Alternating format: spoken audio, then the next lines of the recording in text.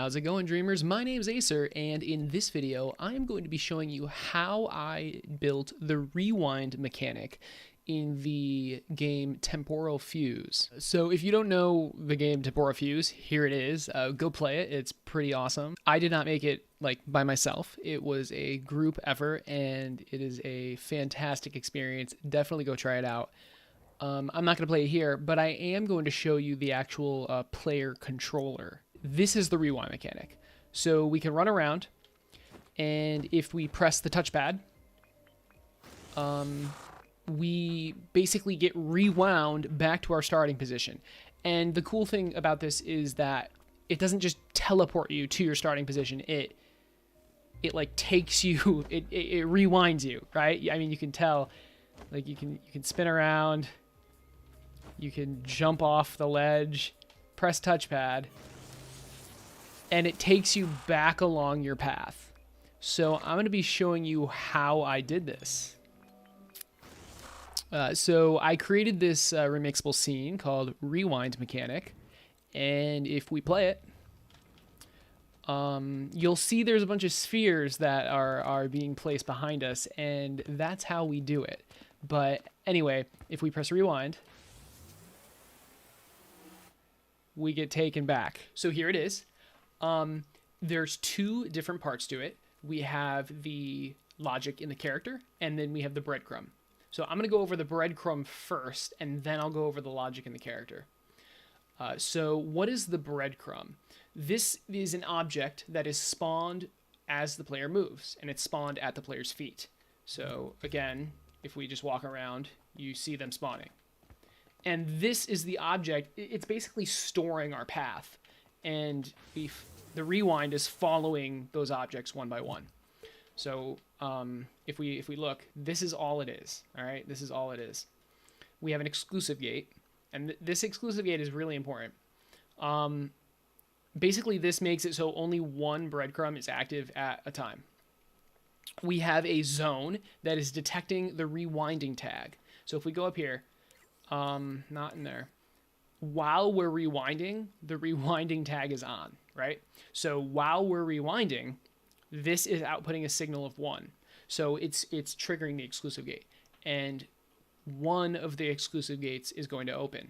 So if let's say this is the one that's open, these three things will turn on. The next position tag, the next orientation tag, and a destroyer. Okay. Oh, and then we have a breadcrumb tag in here, which is just used to count how many there are. So what do these do? So this is the next position tag. The player will follow this tag. Basically, the player is constantly following this tag while it's rewinding, while they're rewinding. We have the next orientation tag, which is way over there. And this is the tag the player will turn towards. So we're using a look at rotator, and we're looking at this tag. And the destroyer, so which will destroy it when it's active, when it's powered on. Now, you're probably thinking, like, if we're destroying it when these are powered on, wouldn't these just not even activate? No, because how destroyers work, it takes one frame to destroy, right? So these are on for one frame, then it's destroyed. That's just how it works. So this is the breadcrumb. Now. How does it know which breadcrumb to do? Like, how does it work in order? The most recent one, like game time wise, is the one that it activates first. So the one right below us, so the breadcrumb right below us has spawned most recently. So that's the one that activates first. Okay, cool. So that's what the breadcrumb is. So now that you know what the breadcrumb is, let's look at the logic.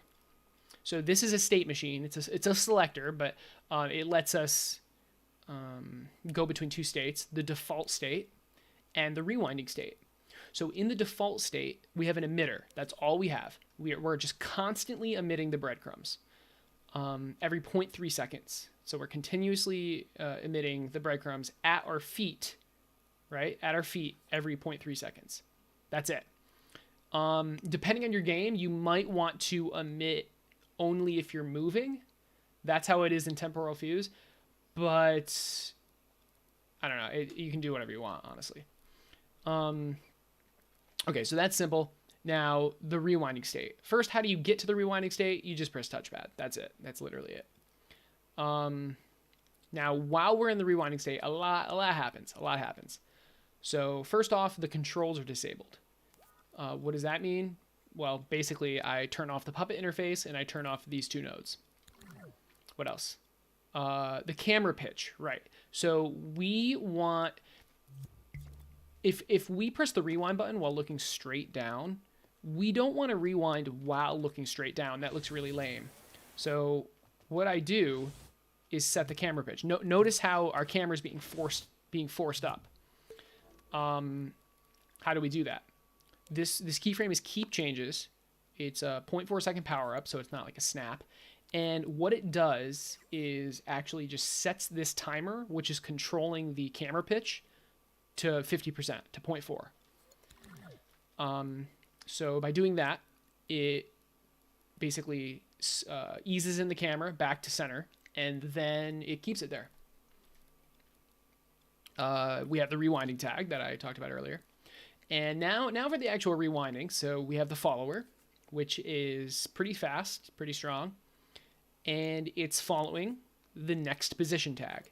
And remember, only one of those tags is going to be on at a time, and it's going to be the most recent breadcrumb. We also have a lookout rotator, which looks at the next orientation, which is also in the breadcrumb. For the sounds, we have 3 overlapping sounds, which have a pitch or a speed and tempo that is keyframed over time. So over 3 seconds, the speed and tempo go up, and that's how we get that effect. The sound with the pitch rising. What sounds are they? I think the gas flame sound is perfect for this kind of thing. It's perfect. And then I added the other two just because I wanted to. The evil power and scraping electricity sounds. But honestly, all you need is the gas flame sound. Okay, and finally, we have gradient effects. So it's the same technique. We're keyframing it on over time. And what are we keyframing on? Vignette strength and camera movement blur. So when the keyframe's off, it's 0 and 0. And then over 0.5 seconds, it goes to about 10 and 45. And that gives you the blur effect, and that gives you the white, the grayish around the sides of the screen. And all these together give you a really slick rewind effect. One more thing, and that's how do you get back to the default state?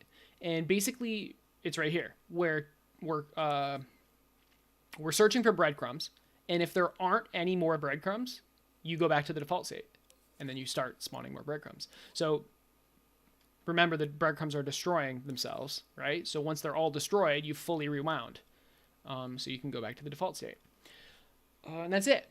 That is how the rewind mechanic works. So this scene is remixable. I implore you to please go to the scene. Don't try to recreate this by yourself, or do it. Who cares? It doesn't. But I would highly recommend remixing the scene and just checking it out for yourself. Now, there is a ton you could do with this, guys. There's a ton you can do with this that I'm not covering in this video. You could potentially make it so you don't have to rewind the entire way. You can stop halfway. You could make maybe a scrubber, so you could control where you rewind. It'd be nice if you could maybe have a global time thing. This is how it worked in Temporal Fuse, sort of. If you had a global time variable or something, so that when you rewound, everything else rewound. There's a lot we can do. I need to know if you guys are interested in that. So if you want me to expand upon this, let me know what you want in the comments, and I will see about making a part 2 to this. If you like the video, Please leave a like. Let's let the YouTube algorithm work for us. If you need more Dreams help, I stream Dreams on Twitch every Tuesday, Wednesday, Friday, and Saturday. And I also have an awesome Discord community that you should check out. I hope you liked the video. I hope you have a great rest of your day, and maybe I'll see you later. Thanks for watching. I just wanna be with